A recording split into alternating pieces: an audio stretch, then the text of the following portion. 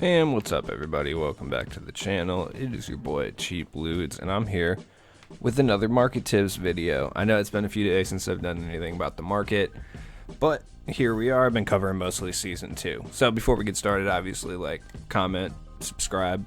Please subscribe. I'm trying to hit 1,000 subscribers at some point. So we're on the road to 1K, as most YouTubers do say. So 2K's market is interesting right now. There's some guys that are extremely expensive, and there's some guys that are really, really good budget options. So first things first, it's just a general tip that I'm going to tell everybody right off the bat. If you have this guy, it is a good idea to get rid of him now. James Worthy. James Worthy is going for somewhere around 150 to 200K, depending on the time you put him up. And to be completely honest with you, his price will never be higher. He doesn't really lock in for anything. He locks in for about 25 tokens, and we're going to be getting a pretty consistent dose of pink diamonds here pretty soon. So I highly do recommend selling him right now. He is a pretty good card, but I will go into some replacement options if you do like him at the power forward. I don't really like him at small forward, but that being said, I can't deny the amount of MT that he's worth right now. I just can't. And as you can see on the screen, like I'm selling him. Like, this isn't some YouTube clout shit. I like literally am selling him. So other than that, that was just a general tip. We got some new cards today that came out, and they're challenge based, so they're XP based. So for no money spent guys, and just for everyone in general, these guys are actually going to be pretty interesting. We got Sapphire Derek Harper after 25 TT offline wins. After 50, you get Ruby Roy Hibbert. And after 100, you get Amethyst Sharif Abdul-Rahim, which is pretty cool. I've always been a big fan of Sharif Abdul-Rahim. That was like one of my guys in the 2000s. I don't know. For some reason in the early to mid 2000s, like, I was really obsessed with like combo forwards. Like long, lanky combo forwards like Sharif Abdul-Rahim, Darius Miles, my boy Stromile Swift, who they have yet to put into 2K, even though that's my guy. But after 100 wins, which honestly it does seem like a lot, he's actually a pretty decent card. Let me pull up his stuff on 2KDB real fast. So he's a 91 overall. He does have some decent badges like Gold Relentless Finisher, Contact Finisher Gold, Pro Touch Gold. All of his finishing badges are upgradable, so you can add them except for like cross key score, deep hooks, and showtime, which honestly they don't really matter. You can't upgrade any of his shooting badges, but he does come standard with gold catch and shoot, gold green machine, gold hot zone hunter, and gold pick and popper. Be nice if you could put like flexible release and volume shooter on him, but it is what it is. As far as playmaking badges, he basically can only upgrade Bailout and Break Starter. Dream Shake, I guess, too, but what's the point? He does come with Hall of Fame Post Spin Technician. As far as defensive badges, he does have a pretty good assortment of defensive badges. He comes with Bronze Clamps and Bronze Rim Protector, but you can upgrade those. Silver Intimidator, but once again, you can upgrade it. And then he has like Gold Brick Wall, Gold Box, Gold Pogo, and Gold Worm. To be completely honest, he's actually a really good card. As far as tendencies go, he has like an upper 60s on-ball steal, upper 60s contest, 75 block, stuff like that. He's pretty much just going to be like a free version of like a Lamar Odom or like Darius Miles or something like that. For your no money spent guys, like, he's actually going to be a really good defensive option to play at power forward. He's got a nice frame, 6'9" with a 7-foot wingspan. So that's pretty odd. Roy Hibbert's kind of just Roy Hibbert. Like, there's nothing really crazy about him. He's kind of just there. To be completely honest with you, he's just a big man that plays center. He can't really do much else. Let me check if he has a decent mid-range. He's got an 81 shot mid. Pretty solid. Nothing crazy. He's got 15 gold badges, pretty much all defensive. So he's basically just going to be like a free version of Rick Smits.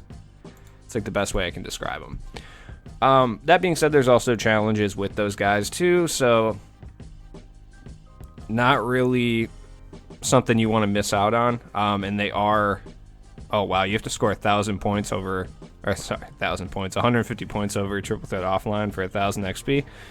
Not terrible. So we'll get off the XP train just because XP is pretty normal as of right now. Like, there's nothing really crazy that's been added to it, and we'll go actually over to the market. So, like I said, number one, first things first, like, get rid of James Worthy if you have him. His price will never be higher. Like, if you sell him right now, you'll get 150,000 to 200,000, and legitimately probably by the end of the season, if you really do like James Worthy, similar to like Larry Bird and Hakeem Olajuwon, towards the end of the season, even possibly closer to that, you'll be able to pick him up for under 100K. So worst case scenario, you're without him for 2-3 weeks, and then you profit about 100,000 MT. So as you see from my auctions, I have some guys in there, and there's a reason for that. I've talked about this in other videos, and I will continue to talk about it. I like to keep guys either in my auctions or in my collection unlocked in that I think will be beneficial from an MT standpoint. Basically just investments, obviously. Eric Gordon, Jamal Wilkes, Robert Horry's just here because I just don't want to sell him for 800K. I feel like if he even goes up to 1,200, I'll sell him. And Kawhi Leonard. Kawhi Leonard, Eric Gordon, and Jamal Wilkes are important because if we do get a limited type like a limited run, and it involves something that these guys would be important in, which I do think is something that's possible, their prices are going to spike. And the reason for that is Kawhi Leonard is probably one of the best sapphires in this entire game. Like, hands down. He really can't upgrade his clamps badge. He has to stay with silver clamps, huh? That's rough. Either way, he's a really good card. I mean, off the rip, pickpocket, pick dodger, silver clamp, silver defensive leader, interceptor, intimidator, tireless defender. He even has bronze catch and shoot, contact finisher, space creator, stop and go, green machine, which isn't great. He has a duo with Danny Green, which is important. I'll go into some duos in a little bit, but he's got good stats. Kind of on the weaker side for stats, but at the same time, like, he is a sapphire, and when you pair him up with Danny Green, like, his three-pointer goes up, and some other things do, like his defensive stats. So Eric Gordon is without a doubt one of the best rubies in this entire game. I mean, he comes standard with gold catch and shoot, gold corner specialist, gold difficult shots, quick first step, stop and go, tireless shooter, volume shooter, hot zone hunter, and silver range extender. When it comes to badges, you can get them up to, whatever level you want. Relentless finisher, which is pretty clutch. Pick dodger. You can also get defensive badges on them, like defensive leader, heart crusher, interceptor, intimidator, off ball pest. You cannot give him clamps, but that's not the biggest deal in the world. That being said, I do want to cover this as well, just in case people are kind of mulling over what to do about this. Pete Maravich, who I've already had and got rid of, is going for an absurd price. He's just not worth it. I mean, quite frankly, I don't think he's really better than Darren Williams offensively necessarily, especially if you badge Darren Williams up. I mean, you can give him gold range extender, and you can clamps Darren Williams. That ends up being way more clutch. That being said, Bargnani is a little bit on the pricier side for what he actually is. I like Bargnani quite a bit, but 12,000 for Bargnani is a little bit too much. He is a good budget center option, but at the same time, like, it's just not that much. Steve Smith is a pretty much like Michael Cooper, but a worse version of Michael Cooper. Some people like his jump shot better. I don't. I like the way Michael Cooper moves and plays defense a lot better. I just don't think he's worth like 20K. That's just me. Thon Maker is absolutely in every way, shape, or form not worth what he's going for right now. Okay, so his price has calmed down. People realize that he's not good. If we're doing like an all emerald challenge, like, you can only use emerald or below guys, yeah, he'll be pretty decent. Like, especially if you pair him with Dante Exum, like, he gets a little bit better, but at the same time, like, you can't upgrade very many badges on him. He's a little faster for a center, but I just don't like him. RJ Barrett is really good for an emerald, and we'll talk about some other guys. Jay Williams is insanely good for a ruby point guard. I don't know why I forgot what the word point guard was, but he's really good. I don't know if his price has exploded. Marcus Smart is a little expensive, but he's great defensively. Yeah, $6K for Jay Williams is really good. He's one of the better budget point guard options in this entire game. I don't know if he can get clamps, so that's going to be something I'll have to look at here. I'm not sure. He does have, I upgraded him to gold floor general and silver dimer and stuff like that. He is flexible, corner specialist. Yeah, it looks like he can't get clamps. That's kind of annoying. But offensively, he's going to be incredible. So yeah, I talked about James Worthy. Greg Oden. Rafe LaFrance is absolutely insane. I love this card. The fact that this card is 8,000 MT is absurd, and I'm guessing he's even less because those ones aren't even selling. So yeah, if you can pick this guy up, this guy is insane as a center. He's basically a budget Kristaps. He's a little bit smaller, but he does everything Kristaps does, and honestly, offensively, he's better. He has gold catch and shoot, gold corner specialist, which if you're running 5 out is exactly where he'll be every single time. He also has decent defensive badges, and it comes to moving truck. Well, it's not really a defensive badge necessarily, but worm. He's got gold flexible, which is huge. That steady shooter does kind of hurt him a little bit, but it's, at this point, a lot of cards are going to have steady shooter. You just kind of have to get used to it. Tireless shooter. He also has gold brick wall. He also has silver box, silver rebound chaser, and these are all upgradable, by the way, and silver hot zone hunter. As far as bads you can add to him, you can add relentless finisher, so you can drive to the rim a little bit. Same with consistent finisher and putback boss. Contact finisher, you can give him deep hooks if if that's more of your game plan. Fancy footwork, he has pro touch. You can give him showtime, which he's playing as a big man, so if he gets a block shot or anything, it'll boost your team's takeover meters, which is not really that huge, but it is something that helps. And honestly, putting Giant Slayer helps a lot too, because you're going to be running into Kristaps and bigger guys too, and Rafe LaFrance is only about 6'11", I think. Let me see.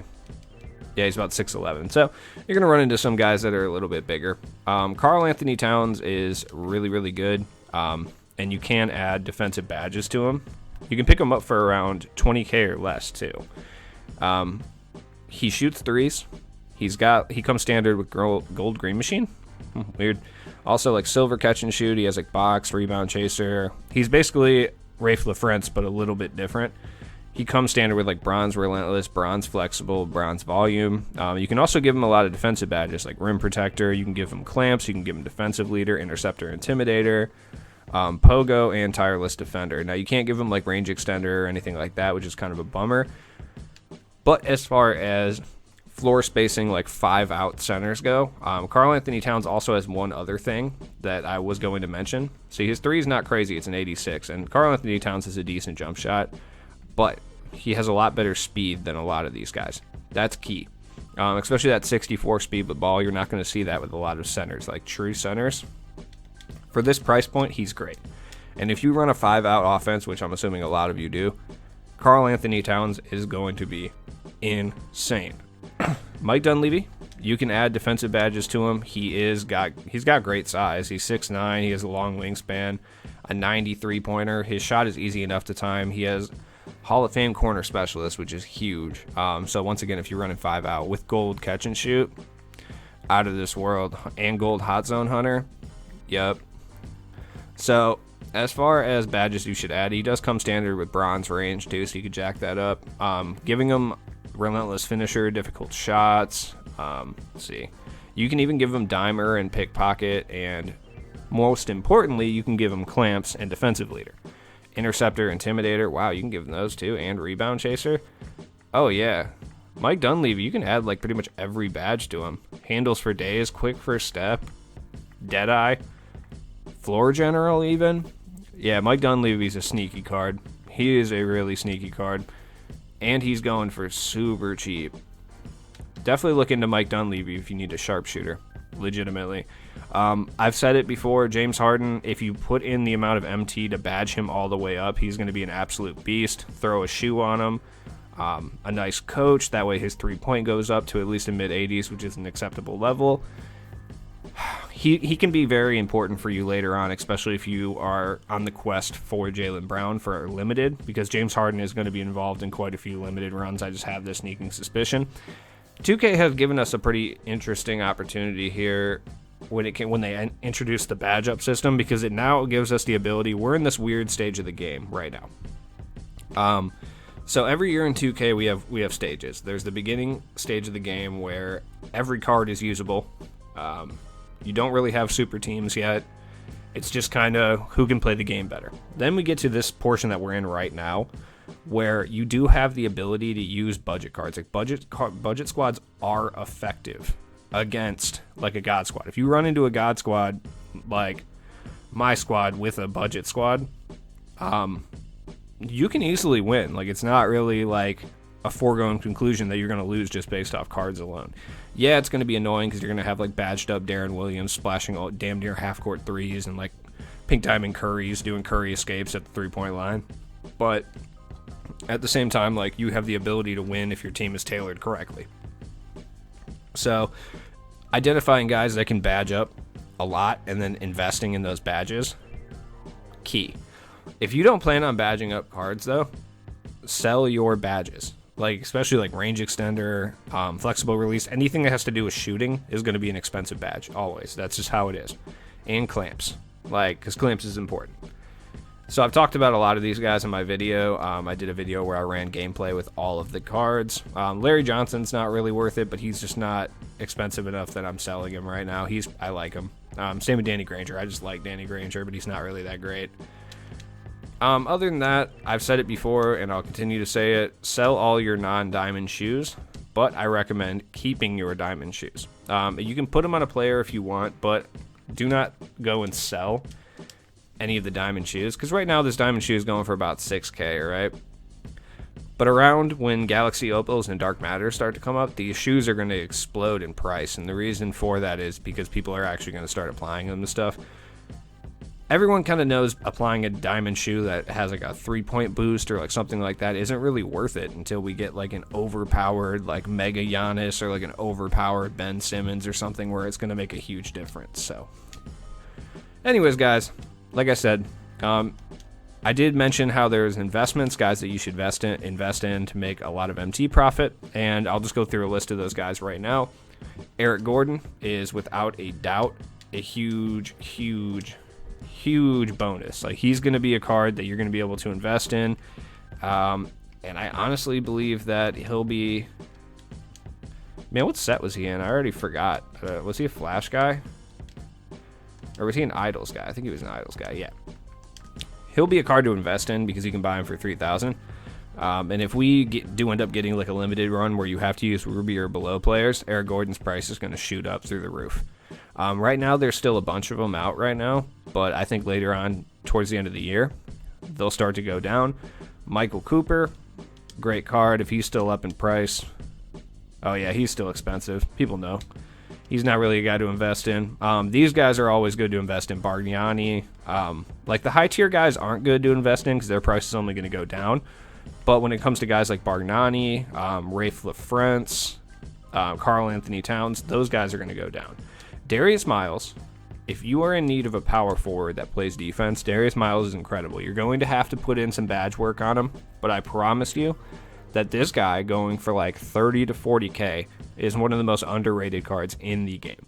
If you watched my gameplay, the amount of times, because of his body type, the amount of steals I was able to get with this Darius Miles card, like, he got like 6 steals in one game.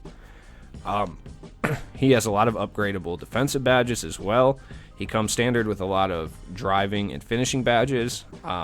He does have a silver interceptor, but you can also give him like break starter, you can give him dimer, you can give him pickpocket, you can give him rim protector, box, clamps, defensive leader, intimidator, worm. You can even give him deep hooks if you want to play that route. You give him downhill, handles for days so he can actually be a primary ball handler. You can give him needle threader, quick first step, stop and go, tight handles, unpluckable, floor general, and brick wall. You can badge this guy out and he can literally be a budget Giannis or a budget Worthy. And to be honest, I like his jump shot more than James Worthy's.